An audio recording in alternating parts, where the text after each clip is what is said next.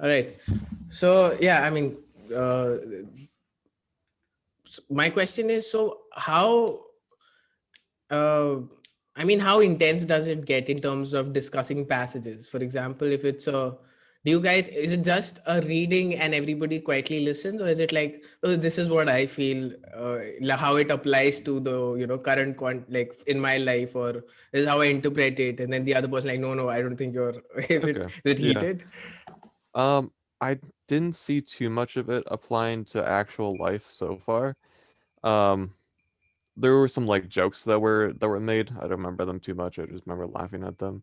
Right. Um, we were talking about the portion in Exodus. I don't know how familiar you are with Christianity and the Bible, but it was about Exodus, and it was particularly with the Moses story with the burning bush. So, um, I don't remember too much of what other people talked about, but I remember at one point I just decided to look at a particular point in the passage and relate that to like an earlier section in the Bible, and it seemed profound to me, but I couldn't articulate the link well. And then after I expressed my parallel between what we were reading and something earlier in the Bible, there was an older guy who was like, "Yeah, maybe you should just not think so much and just listen to the pastor." But then the pastor's like, "No, no, that's like valid. Like that makes sense. Like that we should do that more." So that was really interesting. Oh, you're muted. I can't hear you. Connecting, connected. There we go. I'm audible now. Yeah, I can hear you. Yep. Okay. How often have you been going for these Bible studies? Like, did you go from the beginning, or was it after your psychosis episodes? No, I started literally yesterday. So All right. yeah, the first one. Okay. Okay. So there's not much to discuss then. I thought, because yeah, it's. I didn't know. You didn't tell me that you are. Uh, I mean, you are a spiritual person in not the conventional sense, and I didn't take you Yeah. for somebody who's a religious person, so it Yeah. came as a surprise. That's why I was probing a little bit. Okay, I am just doing something I should have done before, but like we all know that you know I'm guilty of one of the sins, like sloth. So just carrying up That's all right. to, carrying up to speed. Hmm. uh Man, let's talk about the hypothesis. Two, Okay. three questions that came in my mind. One is, you say that, well, you should not, the precondition to that up, like the whole thing to apply to your life is that you should first be psychotic, and the other thing is, you should be interested in the mystical and the idea Yeah. that you are special. Okay, and then Hmm. towards the end you wrote that, well, you've got to relinquish all interest in the mystical if you want to like come back to the place where you started from. And Yeah. sometimes, if the whole experience is not fulfilling, if it's not what you expected or what you wanted, you tend to go back again. Could Yeah. you expand on that whole idea? uh, Yeah. So I made the caveats to require that you have been in psychosis and also do mystical stuff because it seems like from what the videos I've watched on other people who have been in psychosis, there's different experiences, and I don't know if there's different types of psychosis, but it seemed to be to me, and it seems like at least the idea that mystical ideas can relate to psychosis exists because also when I was in psychosis really or sorry, spiritual related subreddits, there was the idea of like enlightenment or waking up was a goal, and I thought I was like enlightened in my psychosis, but it was actually just psychosis. Um, so it seems like that's a factor that mystical people strive for, which is not what they actually want. And then there's also the idea of going back into psychosis. So like my hypothesis is based off the hero's journey. Right. And so in the hero's journey, if you don't get a reward or if you don't learn something valuable, then the hero's journey predicts that you're going to go through the hero's journey again. And so I just extrapolate that to psychosis instead, saying that if you don't gain something from the psychosis, Right. it might not necessarily be related to something you strive for to go into psychosis for, but if you just gain something and then you won't leave, or then you will leave psychosis, but if you don't gain anything at all, like if you learn nothing, then there's a likelihood that you go back. And I don't know the timeframes on any of this stuff. It's just very basic ideas. Right, that's an interesting idea. And I want to, so when you say, okay, there are two things, Vincent. One is I go through psychosis, and of course, the first time that I'm going through psychosis, I don't know what the hell is going on, right? Yeah. And once you come out of that state through with the help of medication, with the help of psychotherapy, you come back. Uh, there are people, I mean, in most cases you do analyze what was happening, you try to understand, you try to make a model of what happened, why I was Yeah. acting this way, because you got to get back into the normal world, right?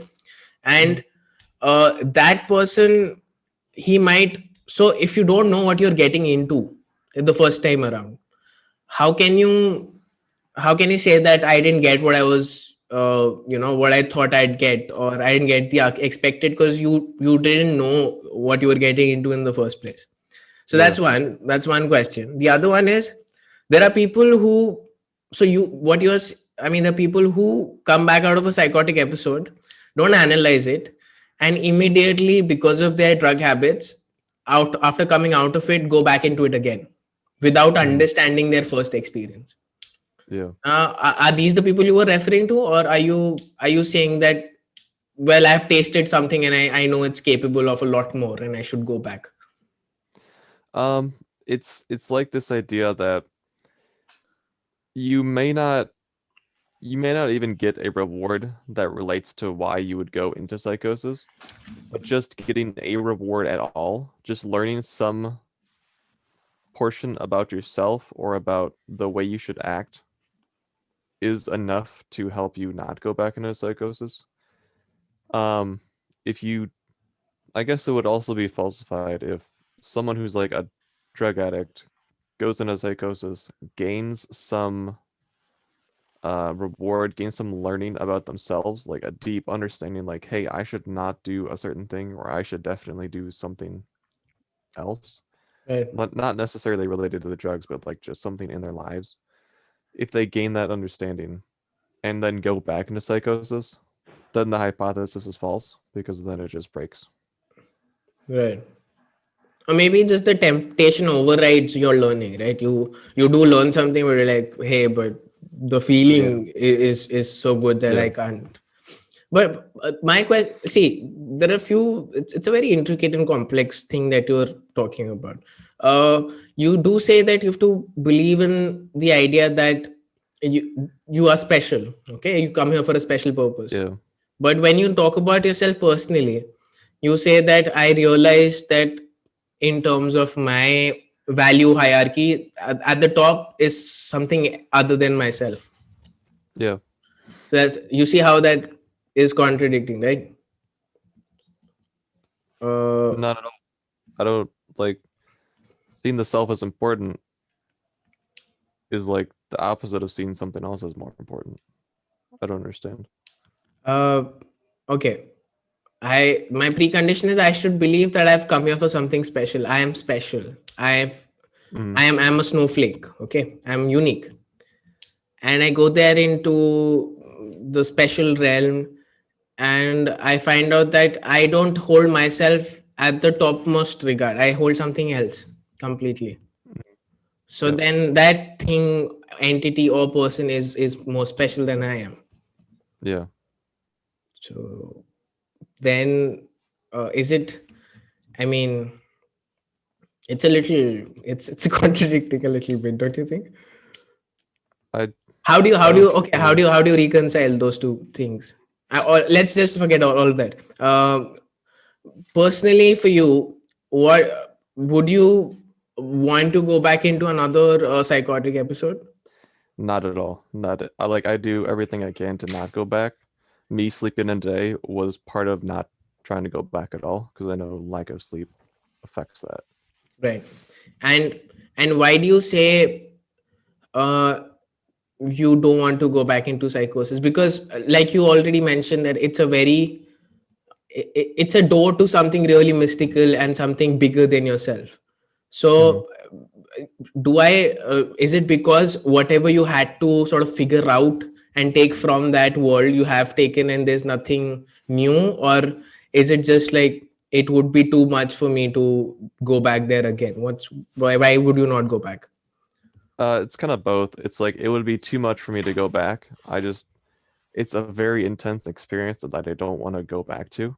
Right. And I've also taken something valuable, which is putting, I'm going to use plain words now. I'm putting God above myself. Right. Okay.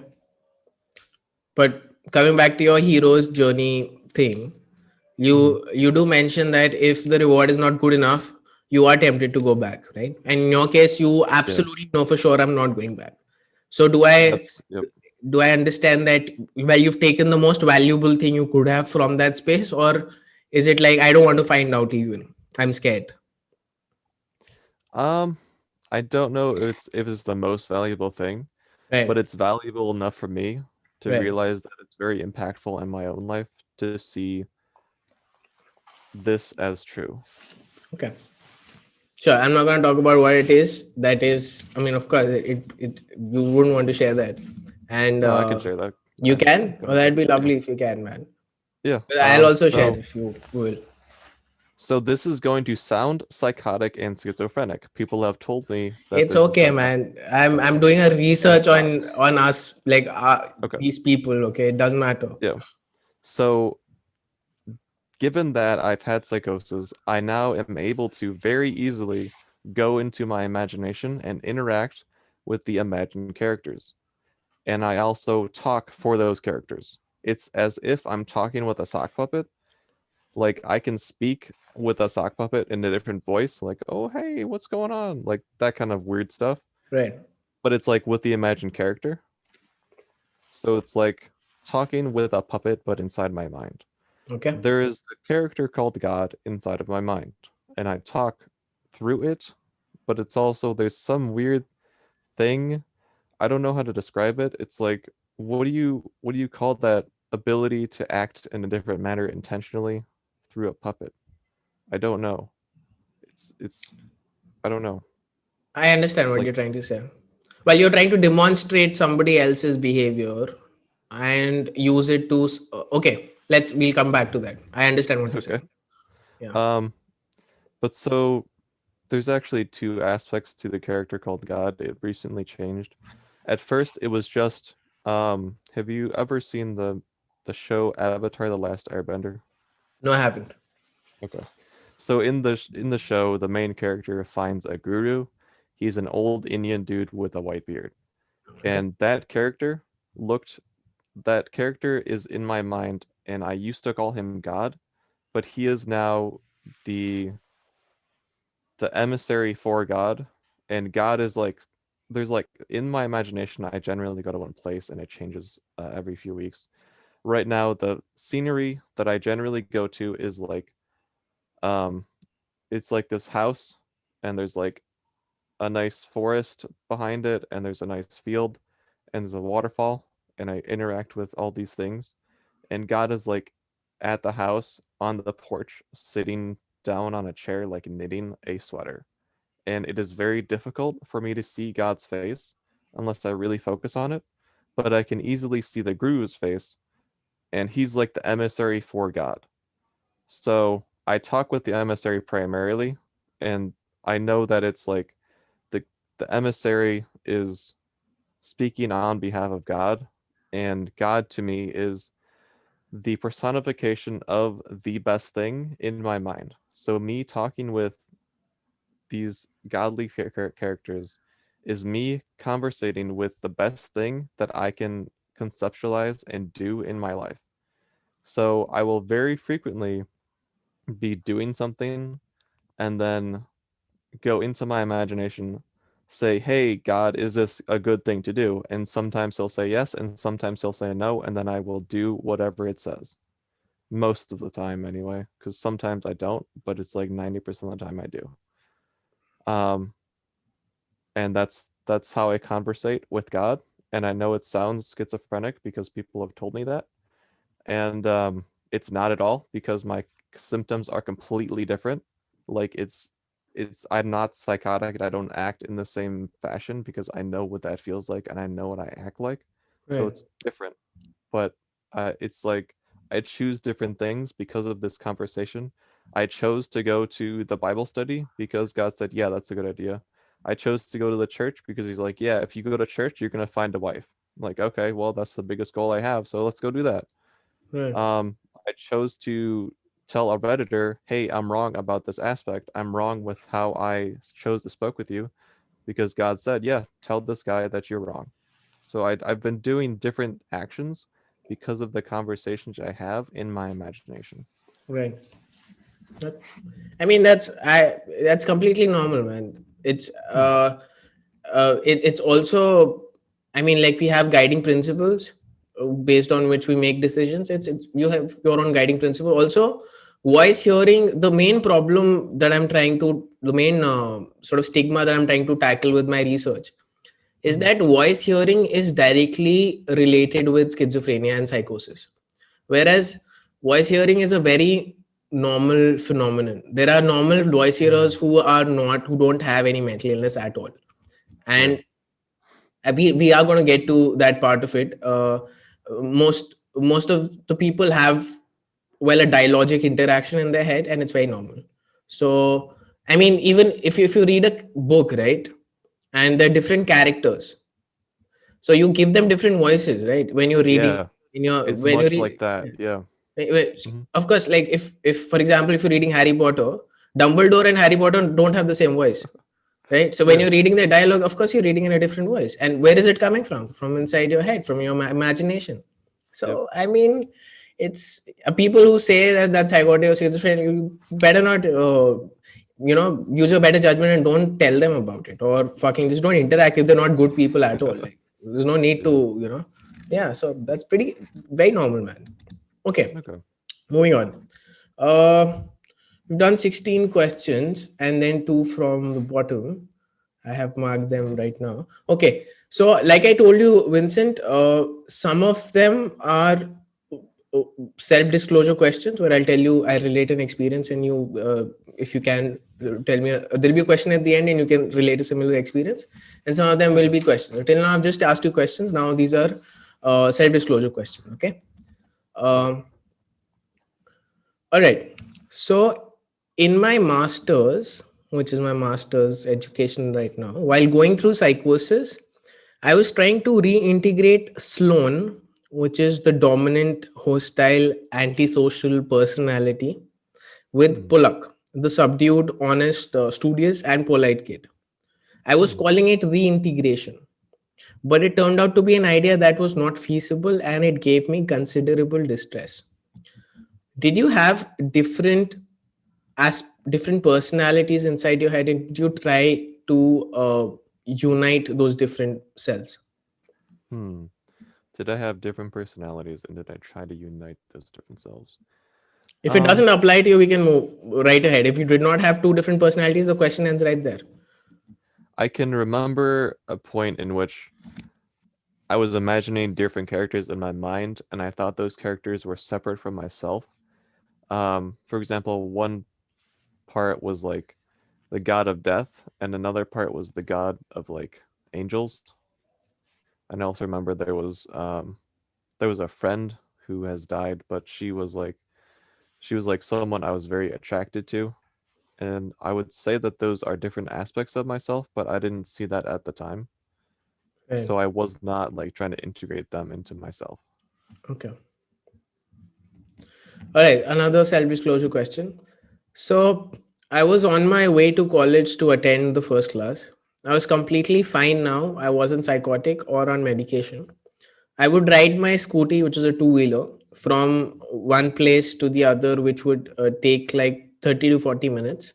I was listening to Roger Waters singing "We Are Two Lost Souls in a Fishbowl" year after year, and tears started streaming from both my eyes, and I didn't know why I was crying. Mm. After analyzing the memories the song triggered, I realized I was mourning the loss of my innocence. I was mourning the Mm. fact that that honest and polite and naive 19-year-old Polak had no one to watch his back or to guide him. If I were there now, I would have had his back and protected his innocence. That thought made me cry. What relationship do you have with your younger self? How do you see this person and how would you describe him? How's my relationship with my younger self, and how would I describe that younger self? So younger self.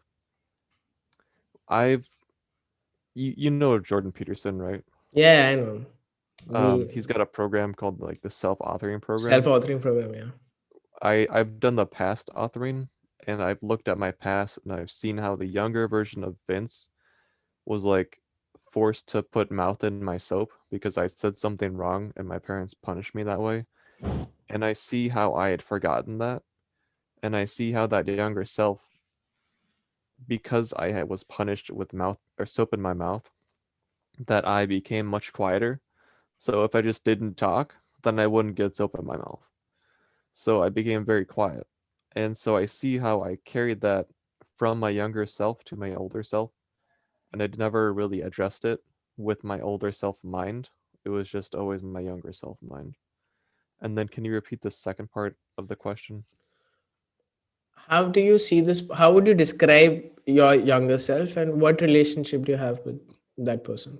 How would I describe the younger self? I would see the younger self as very scared and defensive about the adults in my life, and how what's my relationship with the younger self. It's more connected than it was before. Definitely more connected than it was before Psychosis, and more connected now that I've done the past authoring program. Yeah. All right.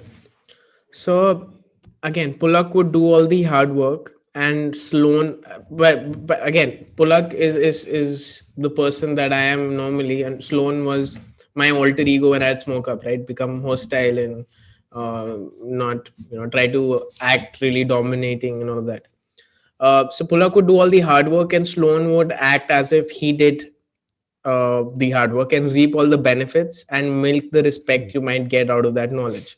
So, for example, if I was a musician, I mean, I'm still a musician, right?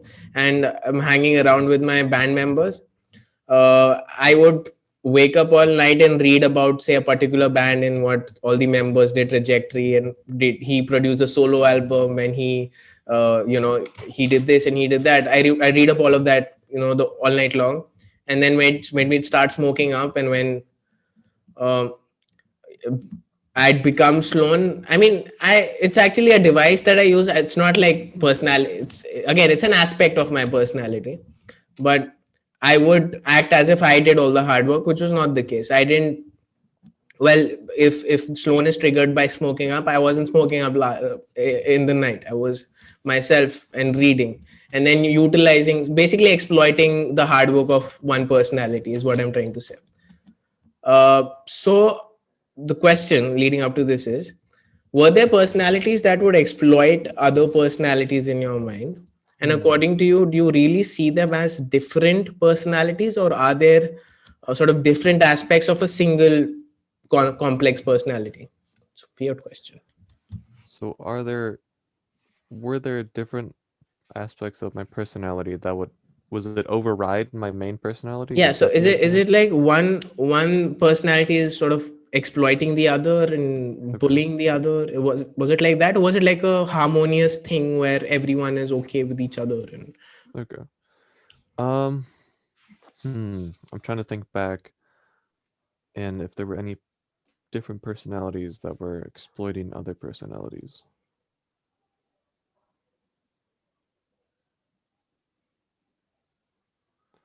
I can I haven't thought about this before, but I can see how there was the personality of like the mystic that was overriding or exploiting the personality of like the good Christian boy. Right. Like that good Christian boy was just like put in a corner and he was like duct taped and like chained up and like he was just in the corner doing nothing because he couldn't. Right. And the aspect of the mystic just like dominated. Right. But again, the mistake was driven by curiosity and the unknown, and Yeah. so Yep. it wasn't like the sole motive was dominating someone. It was shut up so that I can do this shit properly. It Yeah, was, pretty much. yeah, yeah, okay. I want to, well, it's a question about psychosis. That, do you think you were trying to um uncover something, you were on a journey, you were trying to find out something, or was it like just things were happening to you and you were just defending yourself and you were not actually going somewhere? Which one of the two is closer, do you think? I think I was on a journey to go somewhere. The goal of the journey was to like get enlightened, but Right. I don't think that happened. Right. And the things that came were obstacles in the journey, right? Um, yeah, Okay. yeah. Right. um So, a fellow psychotic person sat next to me in the rehab on my third day while I was smoking a cigarette and was symptomatic and had almost no insight. He whispered, "What you hear in your head are voices, they are not real." And I looked at him with disbelief and confusion and anger because I didn't ask him anything. How did you react to receiving the information for the first time? And did you readily accept it or did you fight it? So the question is, how did I receive the idea that the voices in my head are not real, and how First of did I all, accept it? I didn't know that what to call them. I Okay. didn't know you could call them voices and their Yeah. voices. So the first time somebody told me what you hear in your head are voices, I knew exactly, like intuitively, that, well, of course, this is a voice. So he's right. But Hmm. I didn't know how to address it. And how, so my question to you is, the first time somebody told you what you hear are voices, how was your reaction? Did you take it readily or were you fighting that information? Okay. Yeah, I didn't accept that because it was like they're not voices in the sense that I can hear you in my headset. They're voices in the sense that like when you're reading a book, you can hear a Yeah, voice. And yeah. it's like I didn't like I remember asking one of the social workers, how do you tell the difference between your own thoughts and the thoughts that aren't yours? Like I would describe them as thoughts and not as voices. Right. And then what was the second part of the question? Uh, How did you accept it? yeah. Did you accept it or did you fight it? No, I still fight it, and I don't think that's a good description of hearing what I heard. Right. Do you think the resistance is also because, well, you make it very normal and mundane by calling it a voice, because it's, again, it's a mystical thing. So you, like, if you put a normal word to it, it just sort of demystifies the whole experience. It's more than that. Do you think that Yeah. the resistance could be from that also? Yeah. Same here. Same here. I also feel the same thing. Um, yeah.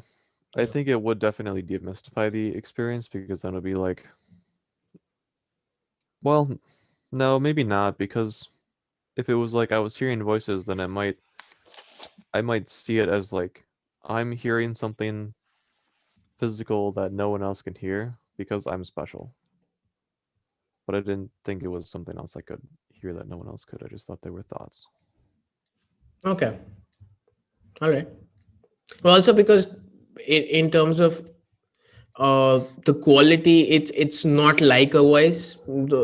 Again, the point that you were making earlier, that, well, when you hear a voice, it's different than the thoughts that you hear. So it's Yeah. based on just that, it's not a voice. Yeah. Yeah. Okay. All right. Moving on. So till like a month ago, my biggest fear was losing my comprehension and expression capabilities. Mm. I felt every time I was back on antipsychotics after an episode, I'm losing my expressive abilities. It has always come back with a vengeance after every bout of recovery from psychosis with the help of antipsychotics. Do you have a fear of losing your comprehension and expression abilities? Losing my comprehension and expression abilities. I do have a fear of losing my comprehension abilities. I remember one time I was trying to read the Bible, and like I was so focused on the atoms that make up the ink inside of the letters and trying to find the meaning in the ink that I couldn't comprehend what I was reading. And then what was the second part of the question? Could you repeat that? Uh, what did you? Yeah, so Yeah. so I when I was reading the Bible, I was trying to focus on the meaning inside of the ink, inside of the letters, and trying to find out what the meaning is of that ink when really like that's the letter A. Like that's the meaning. Okay. Okay, I understand. And then But what was again, this? in order to, but let's, I'm going to get a little technical. In order to decipher the meaning of the ink, you got to have a system of reference for assigning meaning to that ink, right? I mean, Yeah. did you have a system? Did you have like a hieroglyphic or a Huh. system in place? How are you trying to understand the meaning? Or were you just trying to trace how it sort of got absorbed in the paper and how it might have been in the past? How did it get dropped? How did it get absorbed? Was that the I meaning you're wasn't talking about? I wasn't thinking so much of the like physical meaning. It was like kind of the conceptual meaning that I see as opposed to what is actually in the ink. It's like more of a perception thing than a physical reality thing. Okay. Okay. Understood. What were we talking about before this? There Yeah, was a question and then fear of losing your comprehension and wait, expression ability. So you say you had a fear of comprehension ability maybe because of this yeah, incident, but not yeah. expressive abilities. Well, um Now you have I been would a s- quiet. You just mentioned yeah, that you were forced to sort of not expressly, but because of certain punitive measures that your parents take, you uh, tried to be a quiet person, right? yeah. So it's like that fear doesn't exist because it's already happening. So, well, I mean, it's not happening now. It was happening in the past, and I was more expressive in my psychosis than I was previously. So it's like the fear didn't exist because I was just growing in expressiveness. So, Okay, right. So it was empowering in a sense, right? Because you were yeah, expressing co- yourself a lot more. Okay. correct. All right. So, well, this is a personal question, Vincent. When my parents came to meet me at a rehab every 15 days or so, I would drive down from, well, it's a place in India, Ambala to Delhi, which is 200 kilometers. And I don't know if what the metric system is there. You use miles, right? So it's probably, Yeah, we well, use miles, but I understand 200 kilometer. Look good amount. so it's 100 miles or so. Okay. And Yeah. meet me for 15 minutes where they could not understand what I was saying. And my mom wouldn't say anything, just look at me with eyes filled with tears. I didn't feel anything for them then. I thought my father was stupid because he couldn't understand what I was saying. On the other hand, when my brother visited, I cried buckets and he asked me to introspect. So, the question leading up to this is, Mm. did you feel an emotional detachment from your parents in your psychosis? Did I feel an emotional detachment from my parents in psychosis? Um, hmm.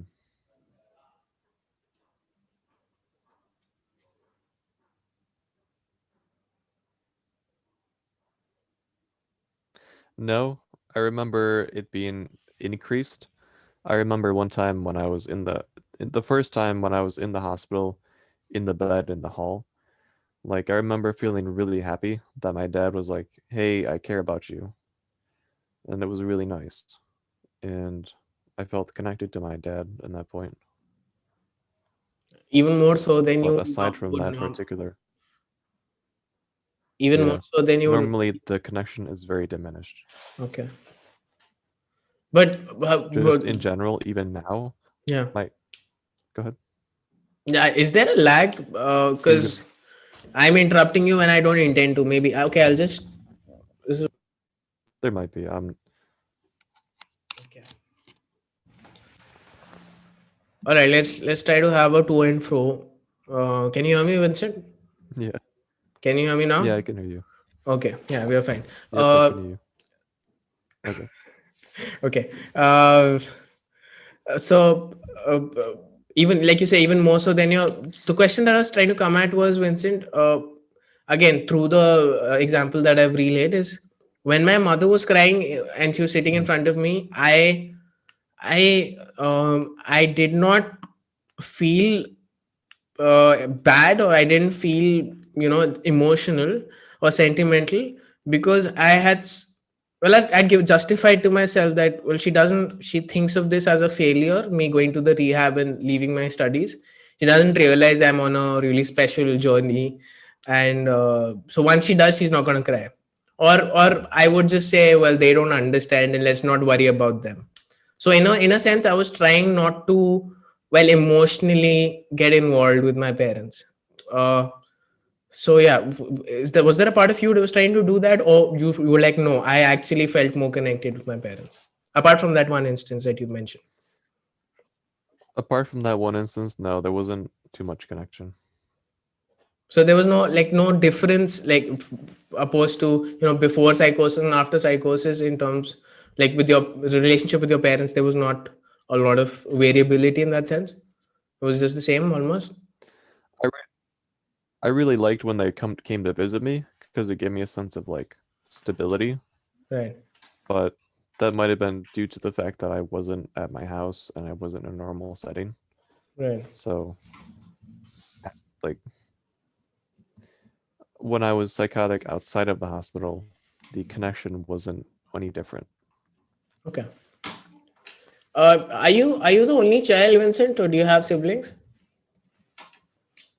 I have one younger brother who is 24 years old. Okay. So did you feel differently about your friends or your siblings in terms of emotional detachment? Um, did I feel different in terms of emotional detachment from my friends and my brother? Um, no, I didn't feel any emotional attachment from them that is different than I currently do. Okay. All right. Well, I've done work to feel more attached to my friends after my psychosis. So that's like an intentional thing I did, and it wasn't Right. necessarily because of like psychosis. Right. But now you're making a deliberate effort to, you have relationship with your friends after psychosis, right? Yeah. Yep. Now, why do you think, Correct. why are you doing that? Because I'm lonely, and having friends helps me not feel lonely as much. And this realization that you're lonely, did you have that before psychosis, or it came after the psychotic episode, sort of like a revelation to you? Um, it feels like the sense of loneliness, like I was barely aware of it in psychosis. Like I couldn't articulate that idea. It was more so the ability to articulate that idea that came after the psychosis, Right. after looking at like where I am in my life, Right. what's going on in my life. Like I was just lonely, and now I'm not as lonely anymore. Okay. Well, we come to the last question of the oh, no, we don't. Oh, I'm sorry. I was initially fat in school, Vincent. I was 95 kgs, again, a metric system you don't know, but I was really fat. Thin in undergraduation and fat again. I'm fat now. I'm ridiculously fat. But even when I was thin, I felt like a fat person trapped in a thin body. How did your body image affect your physical and mental well being? How did my body image Well, affect but first of my? all, were there fluctuations in your body image, or have you always been fat or thin, whatever you are right now?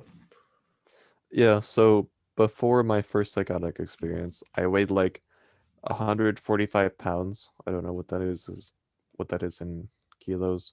And I'm my height is 6'2", so like that was underweight for me. Okay. and then I gained a lot of weight on Zyprexa. I went up to like 193, which is Mm. like 1 pound above overweight for my height. Okay. Um, and at the point where where I weighed the most, I saw myself as fat, and I needed to do something about it. So my body image changed because like I gained weight because of the Zyprexa that caused me to want to eat a lot of food. So I had to go through the struggle of losing weight. And then did that answer the question, or was there another part? No, the question was, well, you did answer it in a way, but the question was, did your body image ever have like a bearing on your mental or physical health? And it did. Like when you got Yeah. overweight, you were like, "Well, I need to do something about my weight," and you did try to Yeah. change it. So, okay. Um, okay. So when I was psychotic, I would note down these alphanumeric codes that you sometimes see on the cable television as Mhm. secret codes to decipher. So in do you also have cable TV where like you have a strip of alphanumeric codes appearing every now and then? Nope, I don't know what that is at Okay, all. so it's kind of like a thing. The cable. I mean, we don't have cable anymore. We have dish everywhere. But back then, what the cable operators would do was send alphanumeric codes to check piracy. So people would take wires and not pay for cable and put it in their houses. And if you send that code, you know where, like, what are the terminals of that wire. So Mm. if it's paid for by one person, it's going to three, then two people are. So it Hmm. was that I had to read up on it. Nobody knows this shit, okay? And no, you don't have to. You can go through life without having this information. Okay? So anyway, I would note down these alphanumeric codes you sometimes see on cable television as secret codes to decipher. I thought the radio and TV and even songs were personalized messages for me. Did you have any similar experiences? Yeah, definitely. There were a lot of that. Like sometimes I would listen to a song and think that the song is a narration of my life or a narration of something I've gone through. I don't remember if there were codes sent to me of like a predictive nature, but there might have been codes sent to me to get me to do something else. Right. Um, I'm trying to remember what those like commands were, and it's hard for me to remember them. Yeah. Okay. According to you, were they just delusions or were they delusions plus auditory hallucinations? Were they delusions or were they delusions and hallucinations? Is that the question? Yeah. Um, they were mainly just delusions. There was only one point where I was literally hallucinating and seeing the phosphenes, and Yeah. that only happened once. So it was mainly just delusions. No, but uh, it's when I say auditory hallucination, Vincent, it's hearing something that's not. Okay. So it's a Okay. little, yeah. Okay. Um, yeah, I would say that I would. So like the, it's hard to describe this. I can I simplify had it for this. you. It's if you're perceiving the radio as just as what is being said, and in terms of sensation, but perceiving it as something else. Uh, so for the stimulus for you and somebody else is the same. It's just that you are Yeah. interpreting it differently. So then that's just Yeah. delusion. But if you're hearing something as when it goes to your when it goes to your mind, it changes. If if I'm snapping here but I'm not listening a snap, I'm listening what the fuck instead, Mm, like something else, a vocalization, then that's an auditory hallucination and also delusion. okay. No, it was just delusion. Like I would hear the same physical stimulus, but I would interpret that completely differently Right, than right, normal. right, right. Yeah. I'm sorry. I mean, well, that was completely random. I could have explained it, given a That's better okay. example. I'm sorry. That's okay. All right. This is an interesting question, Vincent. I don't know if I've asked you this. So, you have had multiple psychotic episodes, right? Yeah. Okay. Now, after debunking all our delusions the first time around, do you think of them as silly or do you still believe in them? Um, I see them as false when they come up in my mind. So, like, for example, the delusion that everyone shares one mind and any thought that I have can be perceived by another mind. I know that's a delusion, and I just say, no, that's a delusion, and then focus on whatever else. Right. But they still come up, and yet I know the difference that this is false Right. to the point that I can say this is false. Okay. Now I have another question for you, Vincent. And this is a twist, it's a curveball I'm throwing your way. Okay. And the curveball is this. Why do you think psychotic individuals start believing in the same delusion after debunking them again and again? Now, I also want to add something here. Now, you see, the delusion that we believe in is not a very elaborate illusion in the first place. For example, I'll give you my example. Okay, my delusion was I've been rewarded because I don't waste my time praying, and I'm a special person. I'm next to God. I'm the person who's been chosen to sort of bring again peace and harmony in the in humanity. Okay, and that's my role. I'm the special. I'm the chosen one. Okay, that I come out of my psychosis and I well dismantle that illusion and I break it. The next Mm-hmm. time around, it's not like I start believing in another elaborate delusion or something different. I still believe in the same thing. I'm the chosen one and I've been chosen to sort of bring harmony and peace. Right? Mm-hmm. Now, well, if I'm a is this getting recorded? Okay. If I'm a pedophile, okay, and I take candy to a child and say, hey, do you see that van there? I've got more candy. And I take him and I do unspeakable things to the kid. The next time around I come with the candy, the kid is going to be cautious and say, oh, well, that's stupid. I don't want to get fucked again. Yeah. Okay. So why is it that we start believing it's not an elaborate thing? Like I said, it's not complex. Why do we start believing it again? What are your thoughts? Hmm. I'm trying to think back to when I broke my delusions for the first time and when they were broken for the final time, and I now see them as false. I'm trying to think when those happened.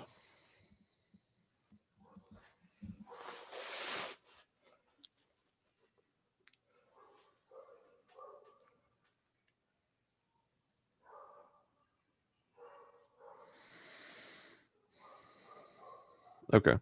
So I remember one time in this would have been like August of 2018.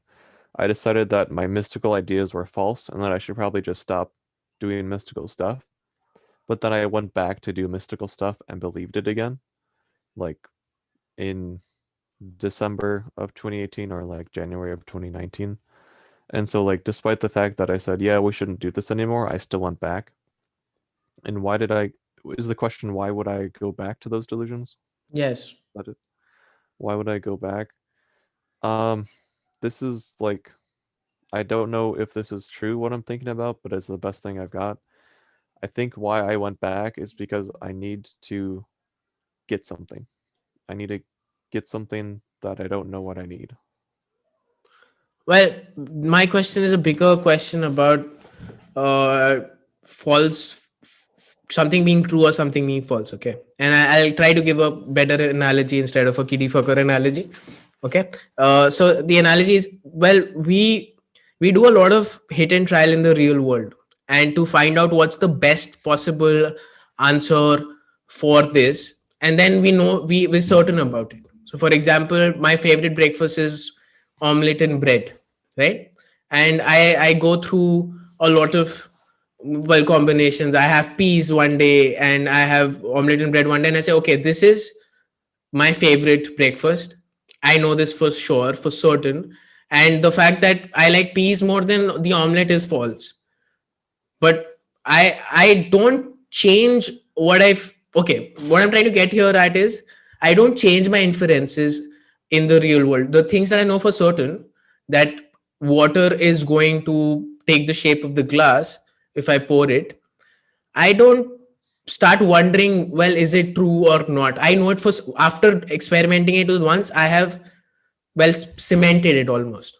Okay, that's a better thing. Finally, I get to a good analogy, which is like you cement things that I know this about this object. Functional role is that you open it, it takes out ink, and you can write. And I don't change these cemented ideas that I have. Whereas in this case, you when you falsify it, you say, okay, it's completely ridiculous, and you give yourself arguments. This is why it's ridiculous. Okay, this is why Yeah. it's false.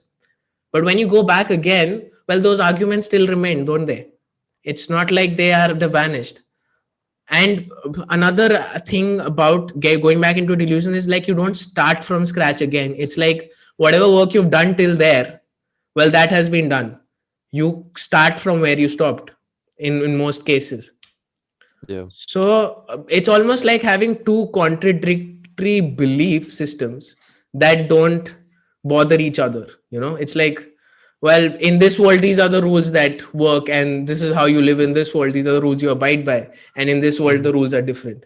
And you can always Yeah. have those two contradictory systems run without interfering with each other. And that's what is, well, it's fascinating to say the least. But why do we do that? Why don't we cement that? Oh, dude, the fact that somebody can hear your thoughts is never true. It's not true. It's nobody can hear your thoughts. Yeah. Um, why doesn't it get cemented? That's a really tough question to answer, and I don't know that I can answer it. Yeah, Yeah. I don't know. I don't have an I've interviewed a lot of people, as you can figure out, but I nobody has the answer to that, and I still don't know, man. It's like, uh yeah, I don't know. Again, any there are different answers to it, and all of them are good enough. Like I wanted to find out something more. There was something is also good enough answer to you know I don't know, man, sorry. Uh, Best guess I can think of is maybe I just didn't have a good enough reason to cement the idea. Maybe I don't know. Sure. Okay, but do you want to dwell on it a little bit, or should we move on? I want to move on. Okay, let's move on. So were you a spiritual person before psychosis? Um, Before the first psychosis, yes, I would describe myself as spiritual. And was the nature of your delusions spiritual? I would I perceive them as spiritual. Yes. Okay.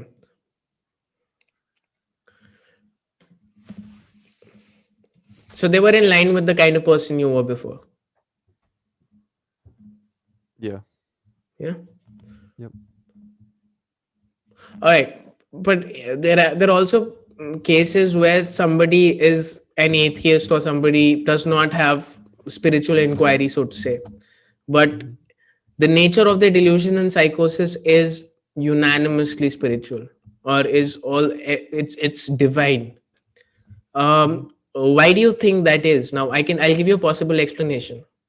One explanation could be that, well, to explain whatever is going on in your psychosis, the available systems to explain what is going on, well, spirituality comes really close. And the fact that we use a lot of metaphors to talk in our psychotic state, is metaphors come really close.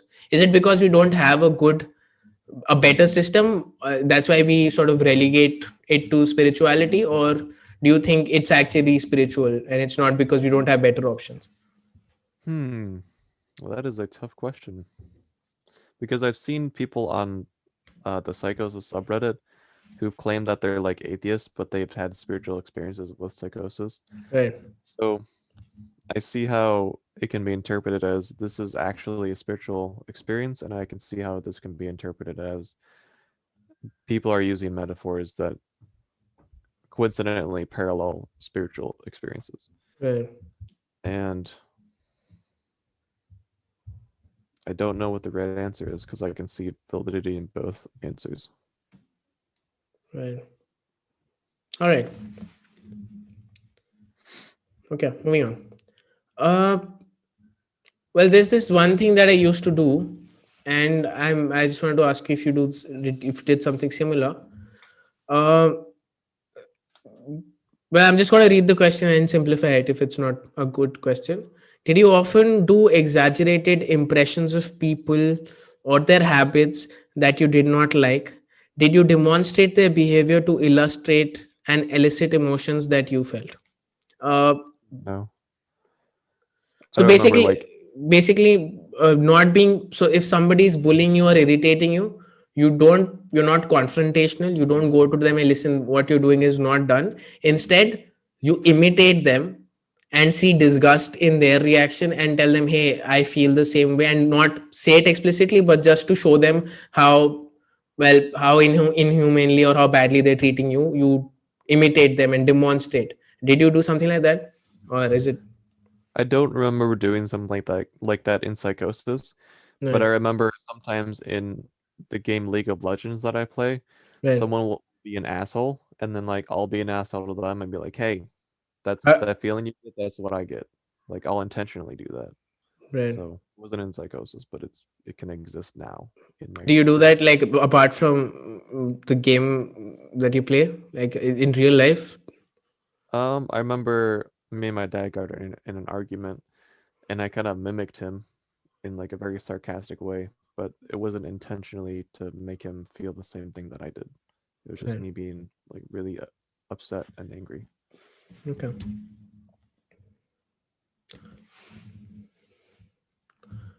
I think I've asked you this one. Let's move on to the next. Okay. Uh, how much time do you have, Vincent? Um, And are you I feeling want exhausted? I just want to go take a shower because like I woke up, I saw your text, and then I hopped on, so I haven't Oh, taken a shower okay. yet. You. I mean, yeah, we can pause it right here. You can go and take a shower and. No, I'm good for another like 25 minutes. Oh, Like we can sure. go. Yeah, we'll end the session there. Yeah, yeah, that also works. Okay. Because then we'll have only 10 or 11 left and we can do it another session if that's not a problem. Yep, that's good with Okay, me. cool. All right, I'll quickly ask you three questions and then get done with this. Um, when someone believes, I'm going to explain a terminology to you, okay, first. When someone believes their thoughts, actions, or presence has caused something to occur, these thoughts are considered ideas of reference. Did you have ideas of reference? Yeah. Um, like I remember that idea existing in my thoughts, and I'm trying to think of examples of when that happened. When I thought something and something occurred. Um, hmm, when did I have that?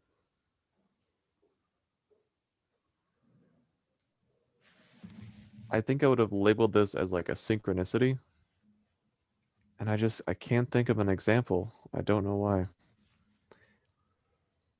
Yeah, I can't give you an example. It's okay. You have already given me a lot of examples. I can always track back and look for a similar phenomenon. That's all right. Okay. Uh, where were we? 27, right? Yeah. This also, so there are two things. One is ideas of reference, that my thoughts are causing something to happen, or I can anticipate what's going to happen. And Mhm. the other is delusions of reference, where you hear people calling out your name or discussing you. You hear your name being called out. So do you have examples of delusions of reference where you think, oh, these two people are discussing about me? Um, trying to think if there were any times where I thought other people were discussing me. Um, I don't I don't remember any experiences in psychosis where it was like that, but sometimes if I'm like paranoid that I'm doing something wrong Right. in just my general life outside of psychosis, Hmm. Sometimes I'll have the thought like maybe they're talking about me, but then I'd be like, no, that doesn't make sense. They're probably not talking about me. So Okay. All right. The fantasy of escape for a psychotic person is to be anonymous or a stranger in a strange land, like leaving their town or going back home or traveling. Did you use this as a defense mechanism? Did it work and was it effective? So, yeah. did I use the defense mechanism of psychosis to help me like stabilize in a strange land? Is that the No, no, issue? no. So the question, so in psychosis, well, I would feel again because the phenomenon that people can hear my thoughts is called thought broadcasting, right? And I had thought broadcasting, and most people in psychosis do. Well, there are examples where they don't, it doesn't happen, but in my case, it was, and so I would feel really uh, claustrophobic in my room, and I would feel that everybody knows me here. So and defense mechanism would be I'm going to run away from this place and go to a strange land where nobody knows me. So I'd run to another city or run back home or go to a park which is deserted so that there are lesser people around. Did you use all any of these defense mechanism, like the fantasy of being a stranger in a place where nobody knows you? Did you try to do that? I'm trying to go back to my experience, and I did have that broadcasting delusion, Right, and I remember a few times where I wanted to leave the area I was. I remember when I was in the hospital in the hallway in a bed, I wanted to just leave and go steal some keys and like go fly away. I remember when I was in the psych ward for the first time, I wanted to leave the hospital ward because I thought it was evil and I right. wanted to go to a good heavenly place. And those were the two experiences I had where I wanted to like leave somewhere. So I don't know if that fits your question. Oh, the audio cut out. Okay, there we go. I can hear things. Can you hear me? Yeah, I can hear Yeah. you. Did you ever act on these fantasies of escape that you had?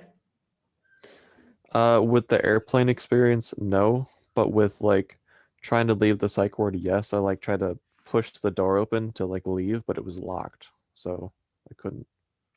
But okay, while you before you came to the hospital and you were still psychotic, uh, did you try to run away from say where you were staying, or did you try to? Oh, yeah. Oh, the audio cut out again.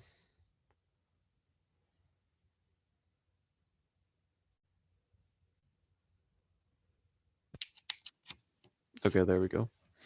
Is it better? Yeah, I can hear you.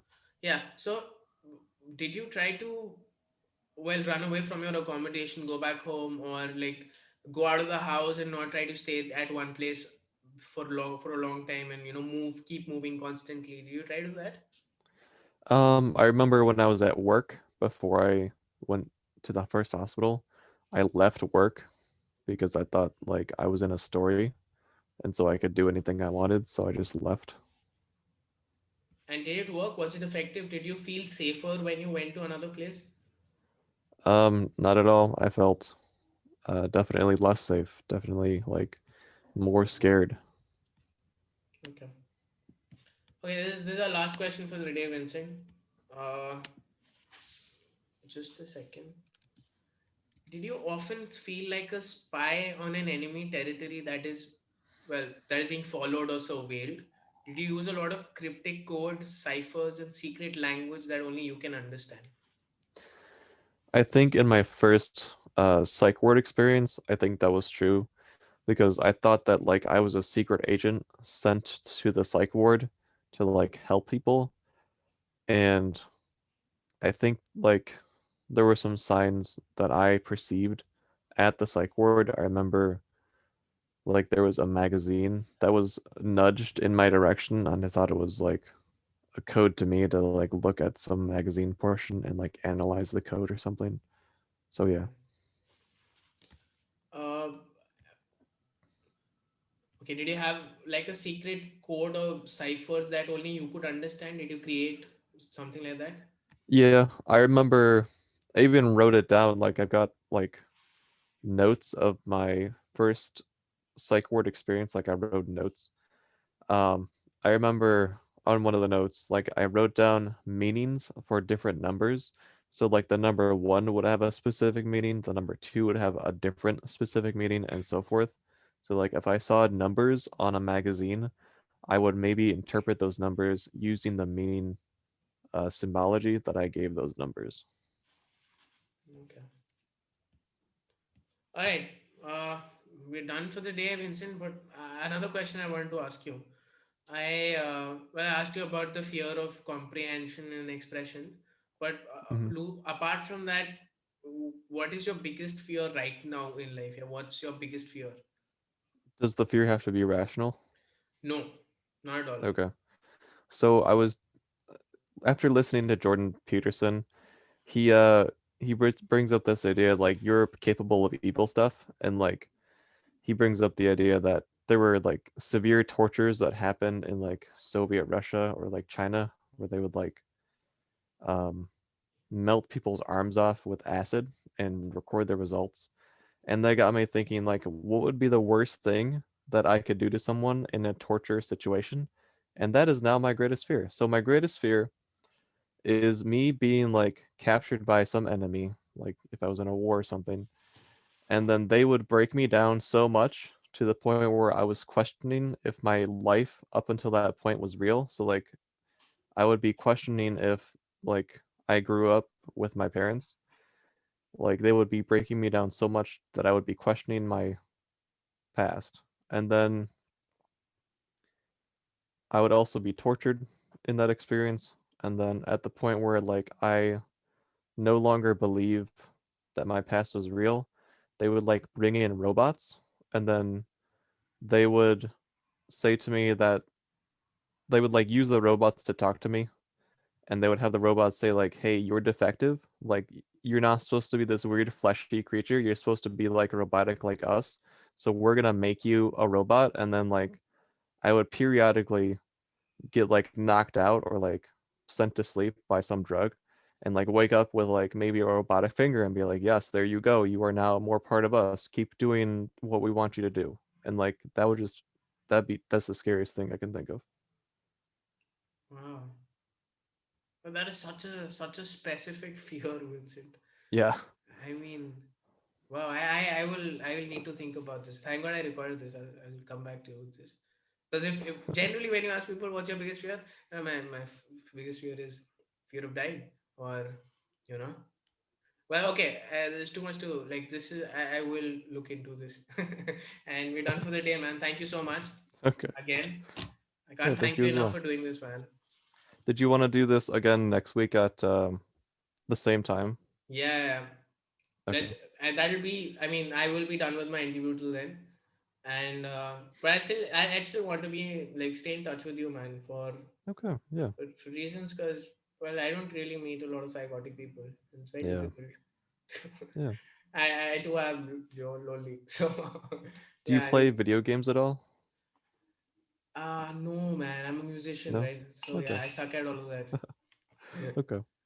Yeah, I was just thinking like if you did, we could play video games, but that's all right if you don't. We can still talk. yeah. All right, man. Thanks for doing this. Yeah. See you Thank you. next week. Yep. Talk to you next week then. Bye. Take Bye. care, man. You too.